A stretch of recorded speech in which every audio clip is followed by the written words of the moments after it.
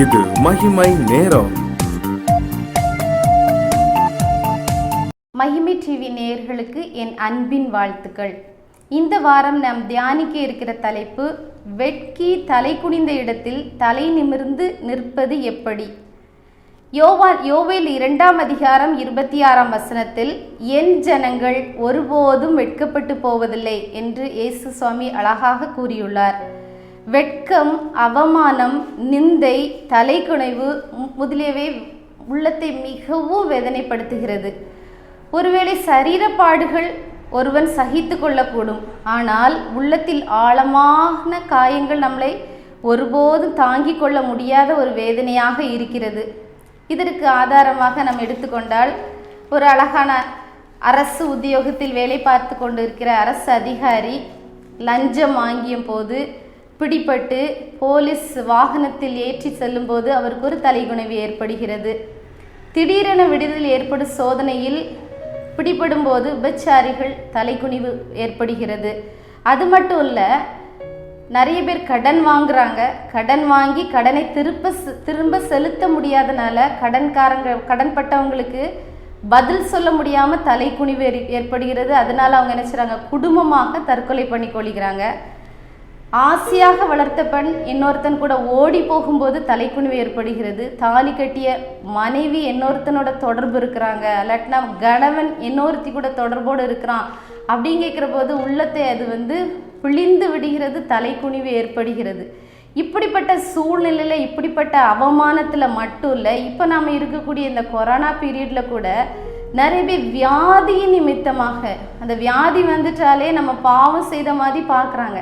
அந்த பாவம், அதனால தான் அவங்க அப்படி ஒதுக்கப்பட்டு இருக்காங்க, அதனால தான் அவங்களுக்கு இவ்வளோ பணச்செலவுகள் ஏற்படுது அப்படின்னு சொல்லி ஒதுக்கி வைக்கப்பட்டு தலை குனிந்து இருக்கக்கூடிய உங்களை பார்த்து இயேசு கிறிஸ்துவுக்கு சொல்கிறார், என் ஜனங்கள் ஒருபோதும் வெட்கப்பட்டு போவதில்லை. ஏசாயாவில் அழகான ஒரு வசனம் கூறப்பட்டிருக்கிறது, வாசிக்கிறேன்.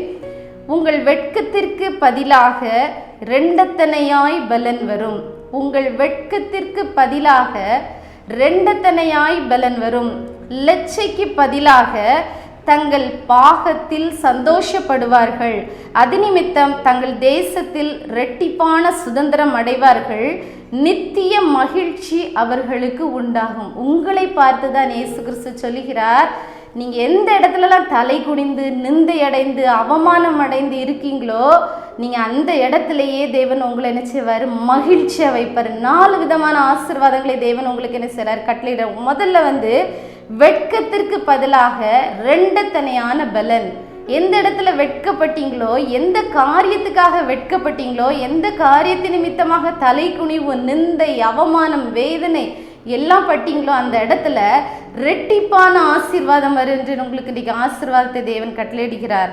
2வது ஆசீர்வாதம், எந்த இடத்துல லட்சியா நீங்கள் என்ன செஞ்சீங்க, உங்களுக்கு வேஸ்ட்டாக நினச்சிங்களோ, வேஸ்ட்டாக தள்ளப்பட்டீங்களோ, அந்த இடத்துலலாம் பாகத்தில் நீங்கள் சந்தோஷப்படுவீங்க. உங்கள் குடும்பத்தாரால் ஒதுக்கப்பட்டு இருக்கீங்களா, இல்லை உங்கள் வேலையின் ஸ்தலத்தில் வேலை இழந்து நீங்கள் இப்போ ஒன்றுமே இல்லாமல் இருக்கீங்களா, அந்த இடத்துல தேவன் உங்களை மீண்டும் சந்தோஷமாக உங்களை தலையை உயர்த்தி உங்களை என்ன செய்வார், கனப்படுத்துவார்.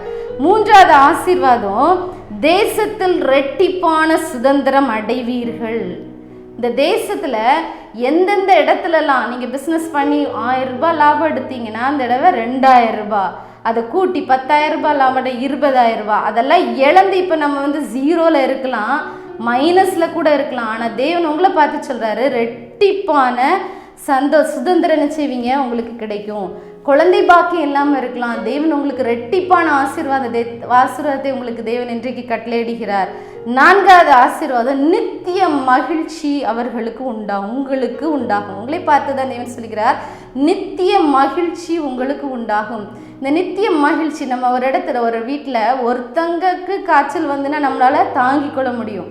எல்லாருக்கும் காய்ச்சல் அவங்கள யார் பார்த்து கொள்வது அப்படின்னு ஒரு சூழ்நிலையில் முடங்கி இருக்கீங்களா, இன்னைக்கு உங்களை பார்த்து சொல்கிறாரு, இதெல்லாம் கடந்து போகும், உங்கள் குடும்பத்தில் மீண்டும் நித்தியமான மகிழ்ச்சி உண்டாகும் என்று இயேசு சுவாமி உங்களை பார்த்து என்ன செய்கிறாரு, சொல்கிறாரு.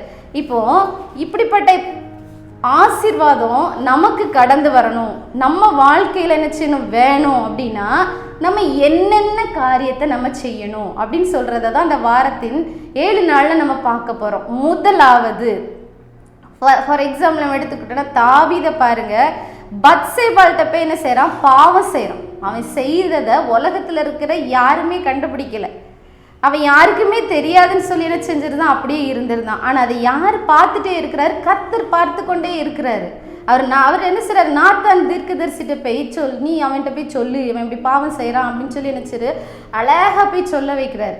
நிறைய ஆடு இருக்குது, அந்த ஆடுகள்லாம் வேண்டாம ஒருத்தன் ஒரே ஒரு ஆடு தான் வளர்க்குறான், அந்த ஆடு தான் வேணும்னு சொல்லி ஒரு அரசர் கேட்டு விட்டுருக்காரு. அப்படி அந்த அரசன் யாருன்னு கேட்குறா, அது நீ தான் அப்படின்னு சொல்லி தேவன் சொல்ல வைக்கிறார்.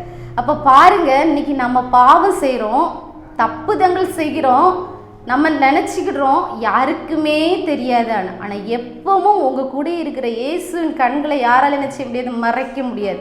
நமக்கு தலைகுனிவு, நிந்தை, அவமானம் வரும்போது நம்மளையே பரிசோதித்து பார்க்கணும். நம்ம மற்றவங்களை குறை கூறாமல் நம்மக்கிட்ட என்ன பாவம் இருக்குது, தேவனுக்கு பிடிக்காத சிறிய காரியமாக இருக்கலாம், பெரிய பாவமாக இருக்கலாம், அதை ஒரு பாவமாக பொருட்டாமல் நினைக்காத ஒரு சிறிய பாவமாக கூட நம்ம நினைச்சலாம் பண்ணலாம். அந்த பாவத்தை விட்டு நம்ம மனம் திரும்பும் போது தேவன் உங்களுக்கு இவ்விதமான 4 விதமான ஆசீர்வாதங்களை உங்களுக்கு இன்றைக்கு உங்களுக்கு தர அவர் சித்தம் கொண்டு இருக்கிறாரு. அப்போ தாவீது என்ன செய்கிறான், தன் செய்த பாவத்தை அறிக்கையிடுறாரு. பெரிய அரசர் தான், ஐயோ நான் பாவம் செய்து விட்டேன், ஆனாலும் செய்த பாவத்துக்கு அவர் தண்டனை அனுபவிக்க வேண்டியதாகிறது. இதோ அழகா வசனம் கூறுகிறது, நான் உன் வீட்டிலே பொல்லாப்பை உன்மேல் எழும்ப பண்ணி உன் கண்கள் பார்க்க உன் ஸ்திரீகளை எடுத்து உனக்கு அடுத்தவனுக்கு கொடுப்பேன், அவன் இந்த சூரியனின் வெளிச்சத்திலே உன் ஸ்திரீகளோடே சயனிப்பான், நீ ஒளிப்பிடத்தில் செய்தாய், நானோ இந்த காரியத்தை இஸ்ரவேலின் எல்லாருக்கும் முன்பாகவும் சூரியனுக்கு முன்பாகவும் செய்விப்பேன் என்று சொல்றார். அப்போ நம்ம என்னெல்லாம் பாவங்களை ஒளிப்பிடத்தில் செய்கிறோம். நிறைய பேர் மனைவிக்கு துரோகம் செய்கிறோம், நிறைய பேர் கணவருக்கு துரோகம் செய்கிறோம், நிறைய பேர் பிள்ளைங்களுக்கு துரோகம் செய்கிறோம், பிள்ளைங்க பெற்றோருக்கு துரோகம் செய்கிறாங்க. இதெல்லாம் நம்ம என்ன செய்கிறோம், ஒளிப்பிடத்தில் தானே செய்கிறோம். இது யாருக்கு தெரியும். ஆனால் இன்னைக்கு கடவுள் உங்களை பார்த்து சொல்கிறாரு, இந்த பாவத்தை விட்டு வெளியே வா, நீ செய்கிற பாவம் எனக்கு தெரியுது, நீ பாவத்தை விட்டு வெளியே வரும்போது இப்போ நீ எந்த இடத்துலலாம் துவண்டு கிடைக்கிறிய, வேலை இழந்து இருந்திருக்கியா, குழந்தை இல்லாமல் இருக்கிறியா, இல்லை நீ வியாதினால் கஷ்டப்படுறியா, எந்த இடத்துலலாம் தலை குனிஞ்சு இருக்கிறியோ அந்த இடத்துல நான் என்ன செய்வேன், தலை நிமிர்ந்து நெருக்க வைப்பேன். அப்போ நமக்கு வாழ்க்கையில் நிந்தை, அவமானங்கள், போராட்டங்கள் வருகிறதுக்கு முதலாவது தடை என்ன அப்படின்னா நம்முடைய பாவம். நம்மிடத்தில் இருக்கிற பாவத்தை நாம் அறிக்கை செய்யும் போது தேவன் நம்மை தம்முடைய சிலுவையில் சிந்திய இரத்தத்தால் கழுவி நம்மளை சுத்திகரித்து தேவன் நம்மை என்ன செய்வார், உயர்ந்த ஸ்தலத்தில் கொண்டு என்ன செய்வார், நிறுத்துவார். இந்த ஆசீர்வாதத்தை தேவன் உங்களுக்கு இன்றைக்கு தர அவர் வல்லவராக இருக்கிறார். உங்களை பார்த்து சொல்லுகிறார், என் மகனே, என் மகளே, உன்னிடத்தில் இருக்கிற பாவத்தை நீ அறிக்கையிடு, இரத்தத்தால் நீ கழுவப்படு. நீ அப்படி கழுவப்படும் போது நான் உன்னை உயர்த்துவேன். பாவத்துக்கு கண்டிப்பாக தண்டனை உண்டு, ஆனால் தட்டி கடவுள் என்ன செய்வார், மீண்டும் தோளில் தூக்கி போட்டு நம்மளுடைய பிள்ளைகளை என்ன செய்வார், அடுத்த கரையில் கொண்டு சேர்ப்பார். நம்ம நினைக்கிறோம் பாடுகளை நம்ம மட்டும்தான் கஷ்டப்படுறோம். இல்லை, சில நேரம் நம்ம கஷ்டப்படும் போது தேவன் நம்மளை தூக்கி சுமக்கிறாரு, கரம் பிடித்து தூக்கி விடுறாரு. எத்தனையோ காரியங்களை உங்களுக்காக தேவன் செய்கிறாரு. இந்த இடத்துல நீங்கள் தலை குனிஞ்சு இருந்தீங்களோ அந்த இடத்துல தேவன் மீண்டும் உங்களை என்ன செய்வார், தலை நிமிர்ந்து நிற்க செய்வார். அழகான ஒரு வசனம் உண்டு, பாவங்களை அறிக்கையிட்டால் பாவங்களை நமக்கு மன்னித்து எல்லா அநியாயத்தை நீக்கி நம்மை சுத்திகரிப்பதற்கு அவர் உண்மையுள்ள தேவனாக இருக்கிறார். அதனால நம்ம என்ன செய்யணும், இன்றைக்கு நம்முடைய பாவங்களை நம்ம அறிக்கையிடும் போது தேவன் நம்முடைய தலை குனிவை எல்லாவற்றையும் நீக்கி நம்ம என்ன செய்வார், நம்முடைய தலை நிமிர்ந்து நிற்க செய்கிற தேவன் நம்ம கூட இருக்கிறாரு. ஒரு நிமிடம் நம்ம தலை தாழ்த்தி ஜெபிப்போமா? அன்புள்ள இயேசுவே, இந்த அருமையான வேலைக்காக நம்மை சோஸ்திரிக்கிறோம், துதிக்கிறோம் தகப்பனே. அப்பா, இந்த நேரத்துலேயும் தகப்பனே, அப்பா வந்திருக்கிற ஒவ்வொரு பிள்ளைகளை பார்க்குற ஒவ்வொரு பிள்ளைகள் மேலும் உடைய தகப்பனே அபிஷேகம் இறங்கட்டும் ராஜா. எந்தெந்த இடத்துல துவண்டு நிந்தையினாலும் அவமானத்தினாலும் வேதினாலும் கஷ்டப்படுகிற அந்த நீங்கிட்ட தகப்பனே, அவர்களுடைய பாவங்களை தகப்பனே நீங்கள் உணர வைத்ததற்காக நன்றி தகப்பனே. இந்த இரத்தத்தால் நீங்கள் அவங்களை கழுவும்படிக்காக ஜெபிக்கிறோம். தலை குனிந்த இடத்தில் தலை நிமிர்ந்து நிற்க வைக்க போகிற செய்கிற தேவாதி தேவனுக்கு நாங்கள் நன்றி செலுத்துகிறோம் தகப்பனே. தேவனுடைய வல்லமை ஒவ்வொரு வீடுகளுக்குள்ள கடந்து செல்லும்படிக்காய் ஜெபிக்கிறோம். தேவனுடைய ஆவியானவர் நீர் கிரியை செய்யும்படிக்காய் ஜெபிக்கிறோம் தகப்பனே. அப்பா, இந்த நேரத்தில் அறிக்கிற ஒவ்வொரு பிள்ளைகளையும் நீர் ஆசீர்வதிக்கிறதுக்காக நன்றி. அவர்கள் குறைவுகளை நிறைவாக்குகிறதுக்காக நன்றி. எல்லா துதி கனம் மகிமை எல்லாவற்றையும் உமக்கே செலுத்துகிறோம். மீட்பர் இயேசு கிறிஸ்துவின் மூலம் ஜெபிக்கிறோம் எங்கள் ஜீவனுள்ள நல்ல பிதாவே. ஆமென்.